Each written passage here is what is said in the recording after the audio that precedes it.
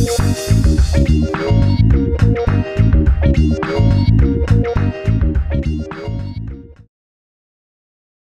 Phillips back at NAMM 2017, and I'm very thrilled to find a great friend from the past, Victoria Theodore. How are you? I'm great. Really doing well. Thank you. Last time we spoke, you were with Stevie Wonder. Indeed. You were touring in Melbourne, and then you got a gig with Arsenio Hall. Nice. Currently with Beyonce. Beyonce. So how did that gig come about? With Beyonce, I got an email message from a friend telling me about a Facebook post that had been put out looking for female keyboard players. And so I followed the instructions on the Facebook post, emailed him a video of my performing, and within a couple of weeks I had a job. Yeah, fantastic. And you've been playing on the Formation Tour last year. Yeah, the full, using different gear this time. Yes. Tell me about what you've been using. This year with Beyonce I was using the Korg Kronos, and I had two of them, and they're fantastic. Absolutely loved using them. With the tour, I was the only keyboard player, so I had a lot of roles to take on, and with the two keyboards, there were just so many parts that I had to cover, so I would split them, I would customize different sounds to make it as close to the record as possible, and I was able to do that really easily with the Korg. Yeah. So how does playing with Stevie Wonder and playing with Beyonce differ? The main differences are Stevie's shows are more spontaneous in terms of you never know what he's going to do. Yeah. So he just kind of goes with the flow of what the crowd feedback is. Of course, you do his major hits. Yeah. But other than that, you really have no idea what he's going to do. So you really have to pay attention and be ready for anything. With the Formation Tour, because I don't know about her other tours, but with the Formation Tour, it was a set show. And I mean, things change here and there. That's natural.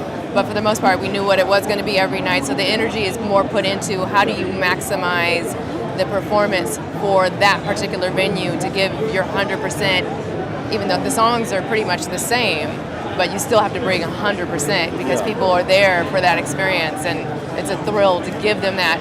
And then also, of course, she's a phenomenal dancer on top of being the brilliant singer that she is. And so there's that component. With Stevie, it was never the dancing and all of the amazing dancers she had with her, but we dance too, you know, musician dancers. I imagine you're getting more information in the in-ear monitors as well?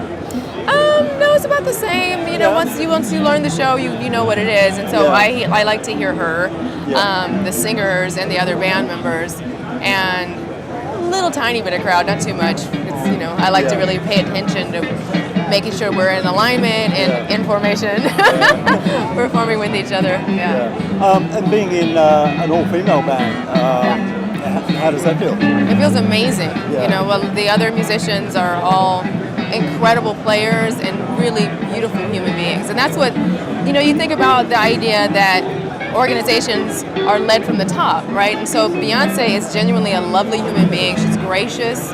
She's an incredibly hard worker, incredibly talented.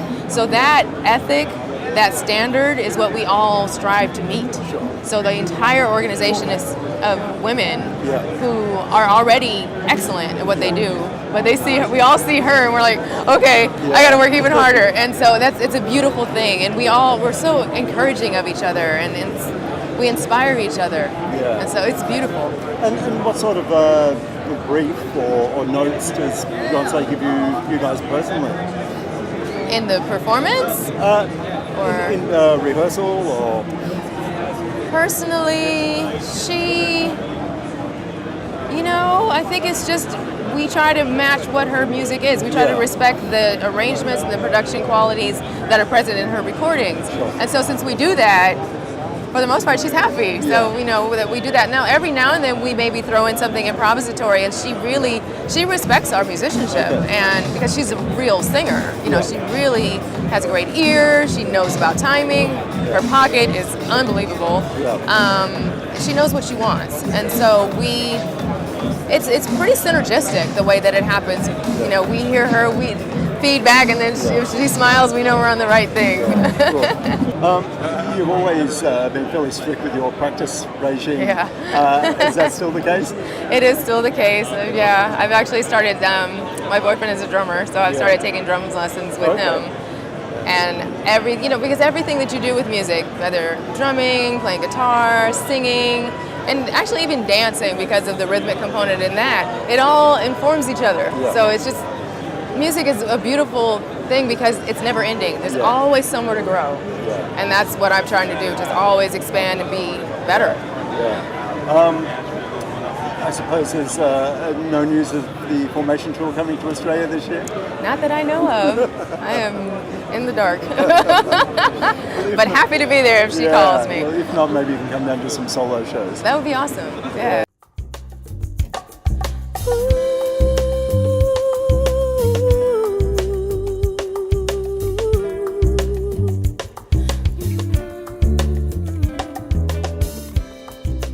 Victoria, we found a nice quiet spot at NAMM, which is a pretty rare thing to do.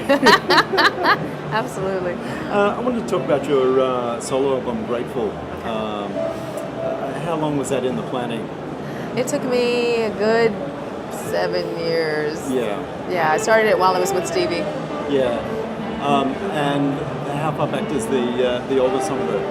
The oldest song actually goes back to probably 2004. Okay. Yeah. Yeah. Yeah. Are you one to archive song ideas and go back and revisit them, or do you like to finish a song? It depends. You know, I've got thousands of songs that are beginning ideas that just never went anywhere. But then there's other songs that I've written and I've performed live, but just had never recorded. Yeah. So this song is I'm Your Angel. And so I performed it many times, and every time I perform it, people get tears and goosebumps. And so I thought, okay, maybe I should record this one. Yeah. So that's the oldest song on the record. One of the things I like about the album is that it shows all the aspects of your playing, your arranging, your vocals, your musical talent.